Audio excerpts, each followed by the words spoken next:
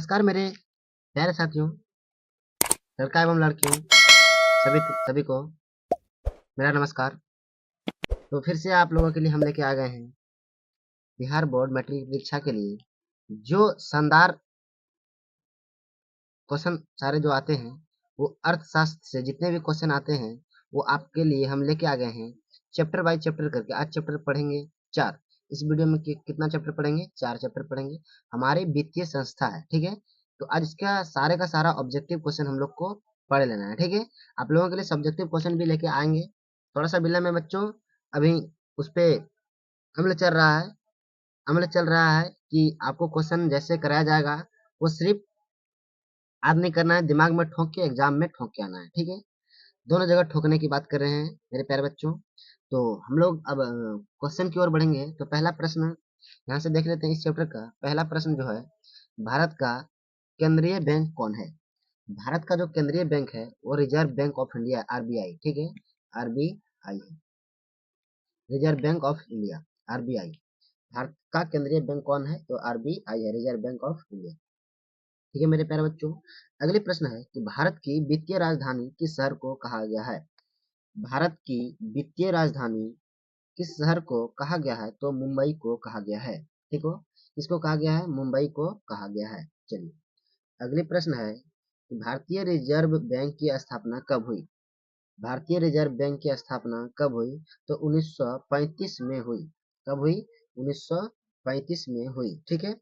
चलिए दीर्घकालीन ऋण प्रदान करने वाली संस्था कौन सी है? दीर्घकालीन ऋण प्रदान करने वाली संस्था कौन सी है? तो भूमि विकास बैंक है, ठीक है। भूमि विकास बैंक है। चलिए अगले प्रश्न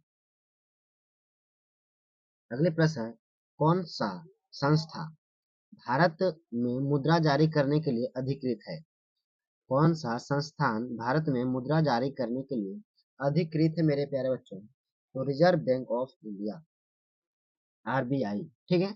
अगले प्रश्न है, व्यावसायिक बैंक का राष्ट्रीयकरण कब किया गया? व्यावसायिक बैंक का राष्ट्रीयकरण कब किया गया?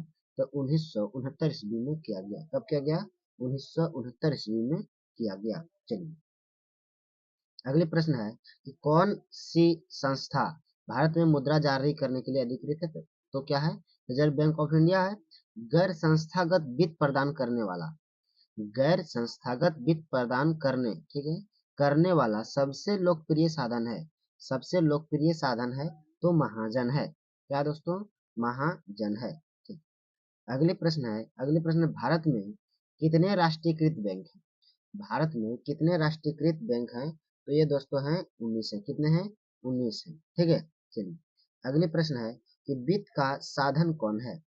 वित्त का साधन कौन है? तो व्यावसायिक बैंक है, ठीक है। कौन है? व्यावसायिक बैंक है। चलिए अगले प्रश्न है, कौन संस्थागत वित्त साधन है? कौन संस्थागत वित्त साधन है? तो व्यावसायिक बैंक है, ठीक है। कौन है? व्यावसायिक बैंक है। अगले प्रश्न है, भारत में सहकारिता आंदोलन का प्रारंभ कब हुआ? भारत में सहकारिता आंदोलन का प्रारंभ कब हुआ? तो 1904 ईस्वी में हुआ। कब हुआ? 1904 ईस्वी में हुआ, ठीक है। अगले प्रश्न है कि देश में अभी कार्यरत क्षेत्रीय ग्रामीण बैंक की संख्या है।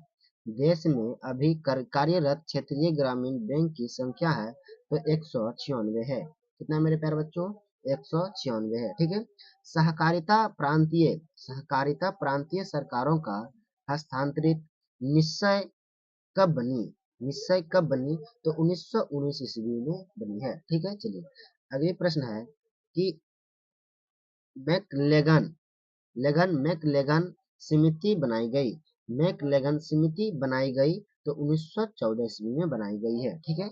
चलिए अगले प्रश्न है कि प्रारंभिक कृषि, ठीक है, क्या है दोस्तों? प्रारंभिक कृषि साख समितियां किसके लिए ऋण प्रदान करती है? साख समितियां किनके लिए ऋण प्रदान करती है? तो कृषि के लिए ऋण प्रदान करती है, ठीक है। बिहार में क्षेत्रीय ग्रामीण बैंकों की संख्या कितनी है? बिहार में क्षेत्रीय ग्रामीण बैंकों की संख्या कितनी है? तो 5 बैंक है, ठीक है। चलिए अगले प्रश्न है कि हाँ, हमारे राज्य में कार्यरत केंद्रीय सहकारी बैंकों की संख्या कितनी है? यानी हमारे राज्य बिहार में कार्यरत केंद्रीय सहकारी बैंकों की संख्या कितनी है? तो 25 है। ठीक है, कितनी है दोस्तों? 25 है। ठीक है, चलिए अगली क्वेश्चन है, संगठित बैंकिंग प्रणाली के अंतर्गत आते हैं। संगठित बैंकिंग प्रणाली के अंतर्गत आते हैं तो वित्त बैंक आते हैं। कौन आते हैं? वित्त बैंक आते हैं। ठीक है, अगली प्रश्न है कि गैर संस्थागत वित्त प्रदान करने वाला प्रमुख साधन है। ठीक है दोस्तों, क्या है? साधन, साधन है। गैर संस्थागत वित्त प्रदान करने वाला प्रमुख साधन है तो देसी बैंक है, यानी देसी बैंकर। ठीक है, देसी बैंक है। चलिए अगली अगली प्रश्न, यहाँ से हम लोगों का प्रश्न खत्म होता है।